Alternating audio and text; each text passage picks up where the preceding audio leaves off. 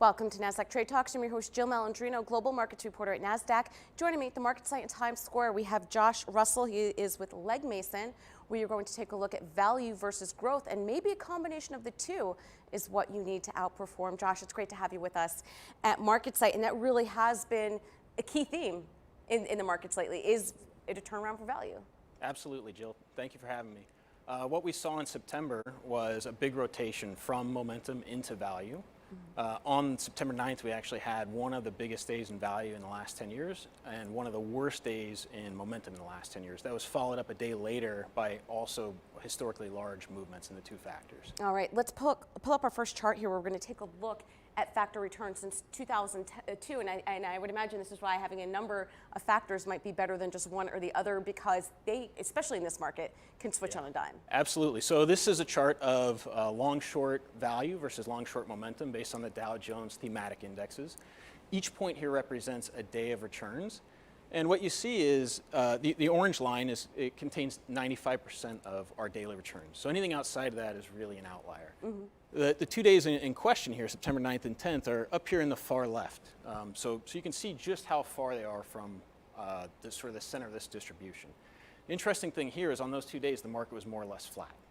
So what you had there was a rotation out of expensive companies and into cheap companies, and you had a rotation out of high momentum companies into low momentum companies.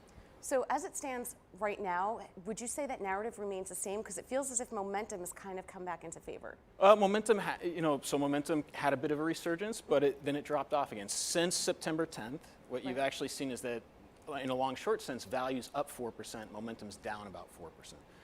So I would actually say that this is kind of a normal rotation. These factors tend to outperform for a while and then underperform for a while. And value's been out of favor for almost a couple of years now. So you're really seeing a rotation back into value.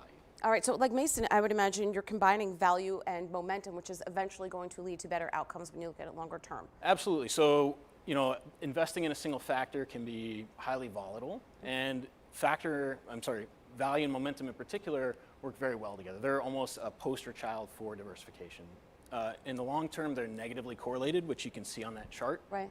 But in the long term, they both have positive expected returns. So combining them gives investors better outcomes. You tend to have a lower volatility and a higher risk-adjusted return by combining them. Are there any other factors that you would put within a portfolio or a wrapper? Absolutely. I mean, I love quality and low vol too. If you add all four of those together, you get a really nice mix. All right, and let's think about, we're going into the last 2 months of the year. Typically, seasonality kicks in, Santa Claus rallies, strength of the consumer has really been a narrative in the market. What's your outtake on that?